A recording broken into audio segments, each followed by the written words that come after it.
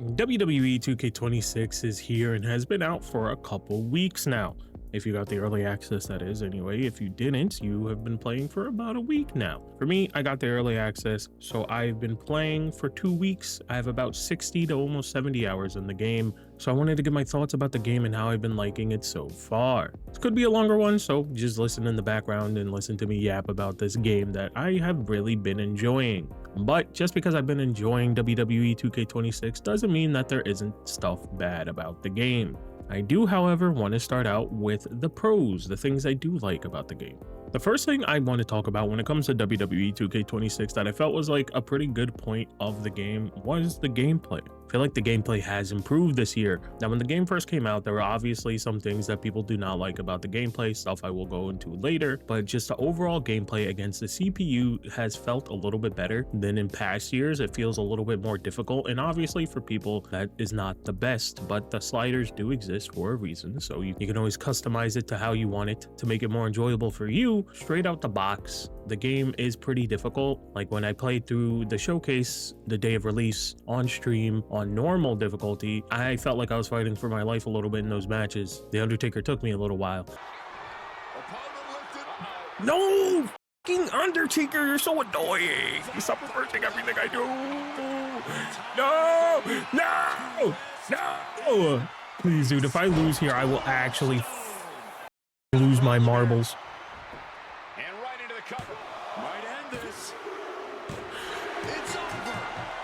Overall, I think the gameplay has been pretty fun. I've been enjoying the gameplay quite a lot. That will lead me into my next thing that I've really liked about the gameplay this year is the physics, whether that is the ragdoll or the fact that you can slam people on the stairs this year intentionally, things like that. The ragdoll physics and everything have been really good, made the matches really fun. You could do some really cool stuff in the matches now. I've been enjoying it quite a bit, taking advantage of using the stairs as a weapon to slam people onto for like my finishers and stuff.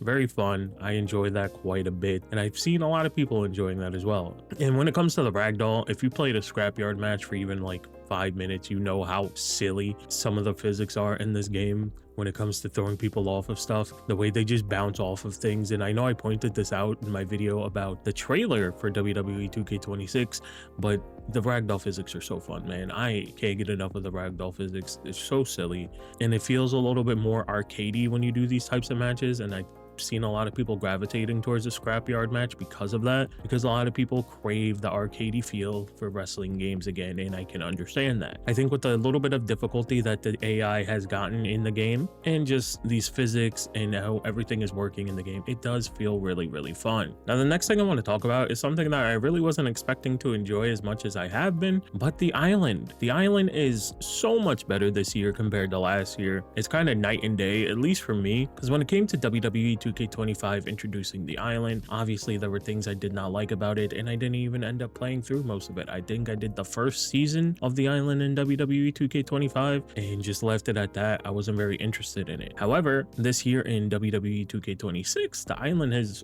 been so much fun. The story was very interesting. I was in the Order of Tradition for my first character in the footage here. I am in the Order of Shadows, so this little bit of the story here is new to me, but overall, like, it's been really fun. The characters have been funny and interesting. Everything is like voice acted now for the most part. It feels more like a My Rise story, which makes me wonder about the future of My Rise after playing through My Rise this year and the island. But I feel like I could talk about that in like another video. And you don't have to do PvP for those who don't want to touch the island thinking that it's just PvP. You can do PvE in the game. The story is PvE, and they have the towers now that you can grind through to get some stuff for your order or any of the other orders, because each order has their own tower that you can do. So you don't have to be part of an order to get the unlocks for that order. You can get any unlocks for an order. You just have to go into their base and do their tower. But it's been a huge improvement. I've really enjoyed the island this year, and I'm looking forward to the next couple seasons to see how the story progresses. Now, one of the last things I want to talk about that I've really enjoyed about WWE 2K26 this year is the character customization,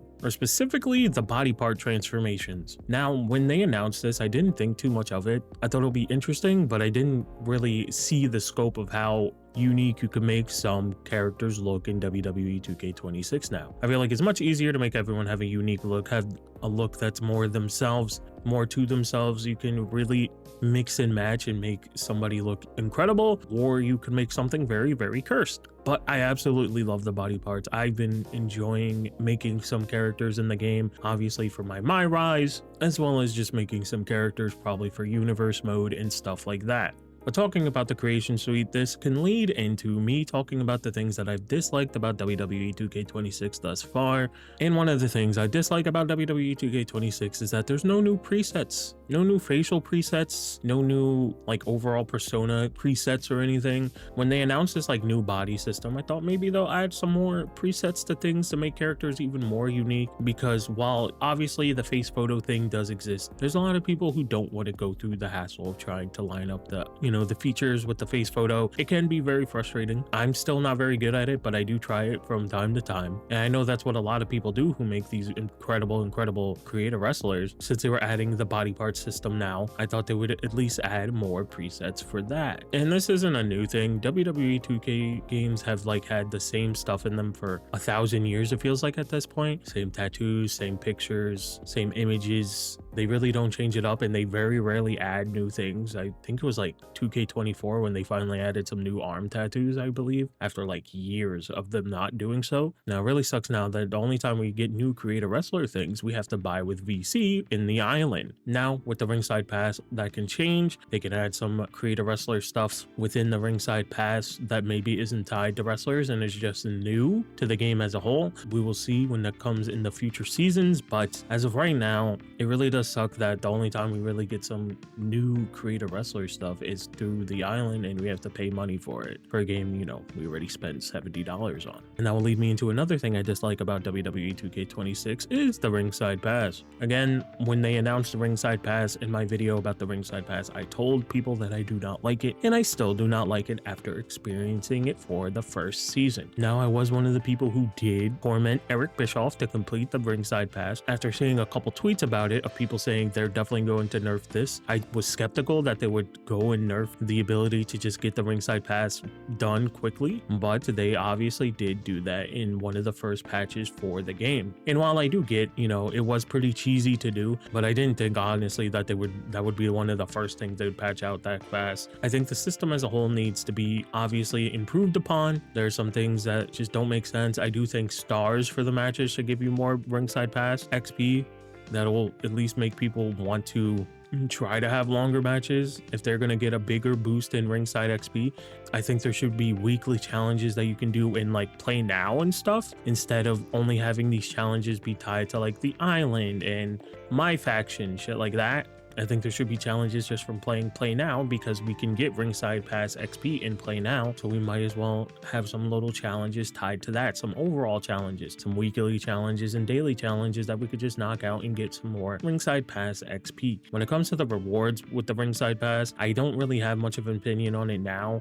I'm waiting for the next season to see what they add to the free track, because obviously the free track this season had all the stuff that you would expect to just get out of the original shop in the old WWE 2K games, like old legends, some arenas, etc, etc. So I'm very curious to see what the free track has in season 2 before I make my judgment on the rewards. But obviously that can also be improved upon. I do think that we should probably just get the characters as soon as we buy the premium pass and then unlock everything after that, which is fine with me. I wouldn't mind that if we got the characters in the first tier and then just unlock everything throughout the rest of the ringside pass. I really don't see a world where that happens, but I wouldn't be mad if 2K surprised me. Please surprise me, 2K. And with that rant about the ringside pass, you would think that's what I hate the most about WWE 2K26. Well, you would be wrong. My biggest thing that I've hated about WWE 2K26 is this dreaded, annoying, stupid purple bar stamina that they have added with WWE 2K26. Now, I talked about the gameplay in WWE 2K26 before being very good, and I do think it's very good when you turn this off, because you can turn this off, but you can't turn this off in my faction, you can't turn this off in the showcase, online, and I believe the island. This purple bar is very, very annoying. If you do not know about the purple bar, let me inform you. Now, this purple bar is basically just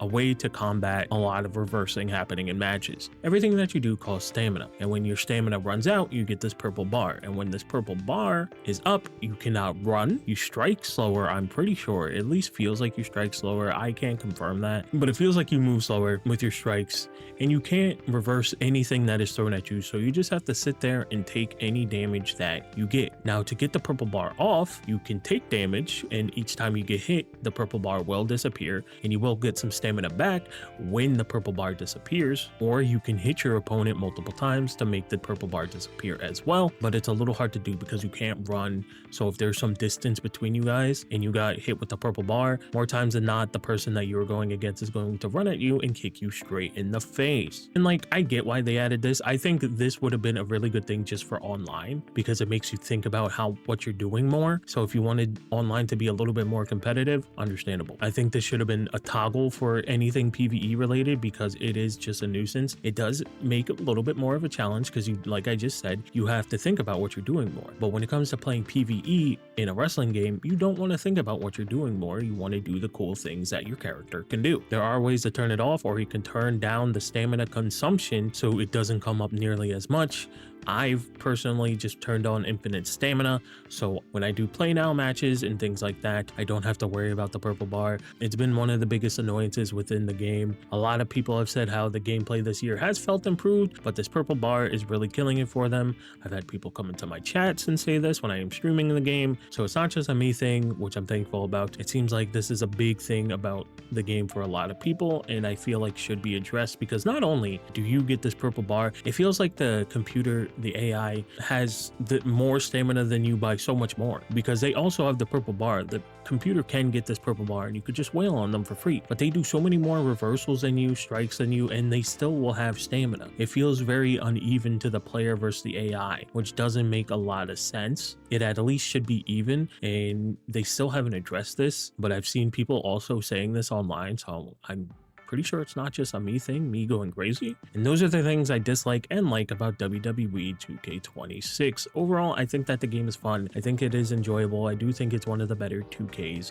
that have come out in the last few years. There are things I dislike, and there's still videos I do want to make. Obviously, I want to talk about the My Rise and the island and what I think about the future of My Rise after playing through it, which you can expect probably in the next couple weeks, honestly. But if you want to watch those playthroughs, or if you want to watch my showcase playthrough or my island playthrough, they will all be in links in the description to the playlists. But I'm very curious to know what you guys think about WWE 2K26. Have you been enjoying WWE 2K26?